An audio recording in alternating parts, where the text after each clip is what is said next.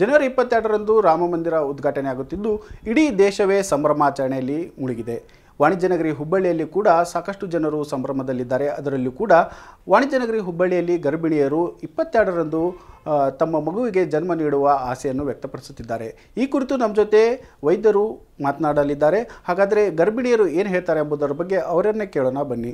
ನಮ್ಮ ಜೊತೆ ವೈದ್ಯರಿದ್ದಾರೆ. ಹಾಗಾದರೆ ಗರ್ಭಿಣಿಯರು ಅವರು ಮುಂದೆ ಏನು ಹೇಳ್ಕೊಂಡಿದ್ದಾರೆ ಎಂಬುದರ ಬಗ್ಗೆ ಈ ಕುರಿತು ನಮ್ಮ ಜೊತೆ ವೈದ್ಯರು ಮಾತನಾಡಲಿದ್ದಾರೆ. ಮೇಡಮ್, ಇವಾಗ ಜನವರಿ 22ರಂದು ದೇಶ ಸಂಭ್ರಮಾಚರಣೆಯಲ್ಲಿ ಮುಳುಗಿದೆ. ಅದರಲ್ಲಿಯೂ ಗರ್ಭಿಣಿಯರು 22ರಂದೇ ತಮ್ಮ ಮಗುವಿಗೆ ಜನ್ಮ ನೀಡುವ ಆಸೆಯನ್ನು ನಿಮ್ಮಲ್ಲಿ ವ್ಯಕ್ತಪಡಿಸಿದ್ದಾರೆ. ಏನು ಹೇಳ್ತೀರಿ ಮೇಡಮ್? ಇದೇ ಜನವರಿ 22ರಂದು 2024 ಅಯೋಧ್ಯೆಯಲ್ಲಿ ರಾಮನ ಪ್ರತಿಷ್ಠಾಪನೆ ಆಗ್ತಾ ಇದೆ. ರಾಮದೇವರಿಗೆ ಒಂದು ಮಂದಿರ ಕಟ್ತಾ ಇದ್ದಾರೆ. ಸೊ ಅದು ನಮ್ಮ ಧರ್ಮದವರಿಗೆ ಎಲ್ಲರಿಗೂ ಎಲ್ಲ ದೇಶದ ಎಲ್ಲ ಜನರಿಗೂ ಒಂದು ಐತಿಹಾಸಿಕ ಮರೆಯಲಾರದಂಥ ದಿನ ಆಗುತ್ತೆ. ಸೊ ಅದು ಒಂದು ಪವಿತ್ರವಾದ ದಿನ ಅಂತ ಹೇಳಿ ಗರ್ಭಿಣಿಯರು ಅದೇ ಡೇಟ್ ಹತ್ತಿರ ಇದ್ದವರೆಲ್ಲ ನಮಗೆ ಆವತ್ತೇ ಮಾಡಿಸ್ಕೊಟ್ರೆ ನಮಗೆ ತುಂಬ ಒಳ್ಳೆ ಕೆಲಸ ಆಗುತ್ತೆ ಅಂತ ಬೇಡ್ಕೊಂಡಿದ್ದಾರೆ. ಸೊ ಹಾಗಾಗಿ 3 ಜನ ಬುಕ್ಕಿಂಗ್ ಆಗಿದ್ದರು.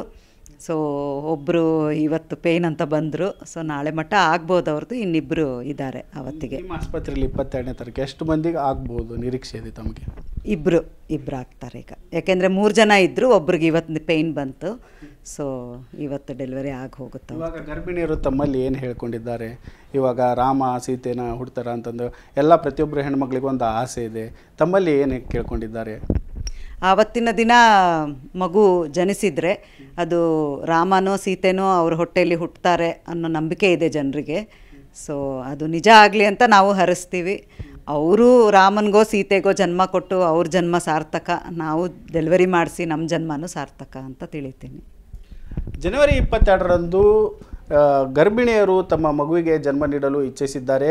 ಅದರಂತೆ ರಾಮನೋ ಸೀತೆ ಹುಟ್ಟಿದ್ರು ಅವರಲ್ಲಿ ಆಗುವಂಥ ಸಂತೋಷವೇ ಬೇರೆ ಎಂದು ಇಲ್ಲಿನ ವೈದ್ಯರ ಮಾತಾಗಿದೆ. ಕ್ಯಾಮ್ರಾಮನ್ ಮಹೇಶ್ ಭುಜ್ಗಾರ್ ಜೊತೆ ಸಂತೋಷ್ ನಿರಗಲ್, ಪವರ್ ಟಿವಿ, ಹುಬ್ಬಳ್ಳಿ.